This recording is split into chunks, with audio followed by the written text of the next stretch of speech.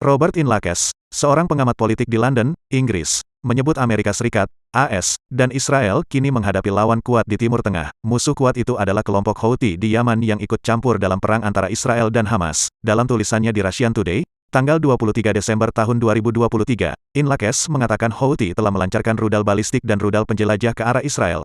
Kemudian, Houthi mencegah kapal-kapal Israel melewati Laut Merah dan mengumumkan adanya penutupan rute ke pelabuhan Eilat. Setelah Houthi menyita beberapa kapal dan menyerang kapal lain dengan pesawat nirawak, aktivitas di Eilat anjlok hingga 85%. Dikutip dari Kalcalistek, Direktur Jenderal Eilat, Gideon Goldberg mengatakan pihaknya akan meminta kompensasi dari pemerintah Amerika dan Barat atas hilangnya sejumlah pendapatan. Perusahaan ekspedisi dari Israel dan negara lainnya kemudian memilih mengambil rute yang lebih panjang dalam perjalanan ke Israel. Rute panjang itu membuat waktu perjalanan molor hingga 12 hari dan biayanya membengkak. Di tengah sepak terjang Houthi itu, Menteri Pertahanan AS Lloyd Austin melawat ke Timur Tengah untuk mengumumkan adanya satuan tugas, Satgas, Angkatan Laut yang dikerahkan ke Laut Merah. Satgas itu beranggotakan beberapa negara. Namun, satu-satunya negara Arab yang ikut serta adalah Bahrain. Inlakes mengatakan keberadaan Satgas itu merupakan bentuk intervensi AS. Menurut Inlakes, pengaruh AS telah memudar karena gagal meyakinkan negara-negara penting di kawasan itu untuk bergabung. Inlakes kemudian menyinggung koalisi Arab Saudi yang ikut campur dalam urusan politik di Yaman tahun 2015. Koalisi itu didukung oleh AS yang kala itu masih dipimpin oleh Presiden Barack Obama. Tujuan koalisi itu ialah melengsarkan Houthi dari kekuasaannya di Yaman. Meski kekuasaan Houthi di Yaman tidak diakui oleh dunia internasional, kelompok itu mengontrol lebih dari 80% penduduk di negara itu. Di samping itu, Houthi juga didukung oleh 2/3 seluruh militer di Yaman. Houthi naik ke tampuk kekuasaan setelah gejolak revolusi tahun 2014 yang membuat Presiden Yaman saat itu, Abdrabuh Mansur Hadi, mengundurkan diri dan kabur dari negaranya. Barat selama ini pula dengan rajin meremehkan kelompok Houthi dan menyebutnya sebagai pemberontak yang didukung Iran di media-media mereka. Selama bertahun-tahun Barat berusaha membuat narasi bahwa Houthi bukanlah kelompok kuat. Kini mereka menyadari, Houthi tidak lebih lemah daripada Hizbollah atau bahkan bisa jadi lebih kuat.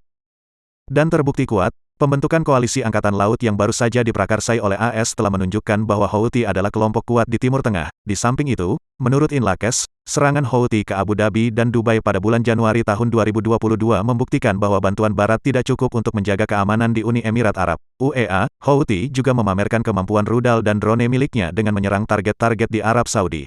Di sisi lain, AS ingin membantu menggulingkan pemerintahan Houthi. Setelah resmi menjabat tahun 2021 lalu, Presiden AS Joe Biden berjanji akan mengakhiri perang di Yaman. Namun, AS tidak memenuhi janjinya dan justru berupaya menjadi juru damai antara Arab Saudi dan Israel. Di samping itu, Houthi juga didukung oleh 2/3 seluruh militer di Yaman. Ya, Barat meremehkan kelompok Houthi dan menyebutnya sebagai pemberontak yang didukung Iran, dan selama bertahun-tahun Barat berusaha membuat narasi bahwa Houthi bukan kelompok kuat. Selama itu pula Iran diam-diam memperkuat Houthi dengan berbagai dukungan senjata dan dana. Namun, pembentukan koalisi Angkatan Laut yang baru saja diprakarsai oleh AS telah menunjukkan bahwa Houthi adalah kelompok kuat di Timur Tengah. Di samping itu, menurut Inlakes, serangan Houthi ke Abu Dhabi dan Dubai pada bulan Januari tahun 2022 membuktikan bahwa bantuan Barat tidak cukup untuk menjaga keamanan di Uni Emirat Arab, UEA.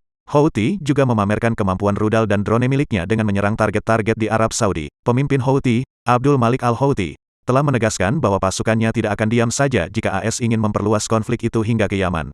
Selain itu, konflik antara Israel dan kelompok Hizbullah di Lebanon juga meningkat belakangan ini.